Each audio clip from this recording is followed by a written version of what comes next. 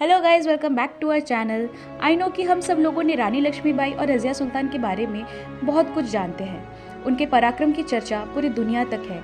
लेकिन क्या आपको पता है, जब पूरी दुनिया में अच्छी तरह से सभ्यताओं का विकास नहीं हुआ था, तब 8वीं शताब्दी में ओडिशा में एक नारी का शासन चल रहा था जिनका नाम था त्रिभुवन महादेवी प्रथम। वह गंग वंश की राजकुमारी थी। उनका बचपन का नाम था गोस्वामिनी। उनका विवाह भौमाकर वंश के राजा शांतिकर प्रथम से हुआ था, लेकिन विवाह के कुछ समय बाद राजा की मृत्यु हो गई। राजा की मृत्यु के बाद पूरे राज्य का उत्तरदायित्व रानी त्रिभुवन महादेवी के ऊपर था।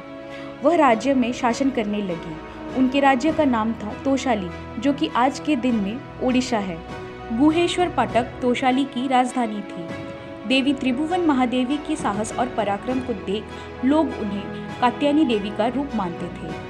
जब ओडिशा के त्रिकलिंग क्षेत्र में विद्रोह का आभास हुआ था, तब रानी ने पूरे साहस और निडरता से विद्रोह को दमन कर राज्य में शांति की स्थापना की।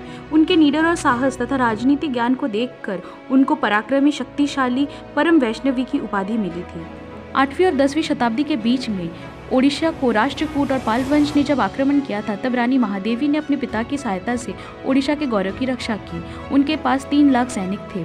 इसमें औरतें भी शामिल थीं। उनके शासन के समय औरतों को राज्य कार्य में नियुक्त किया गया था। औरतों की शिक्षा के ऊपर भी उन्होंने बहुत काम किया था।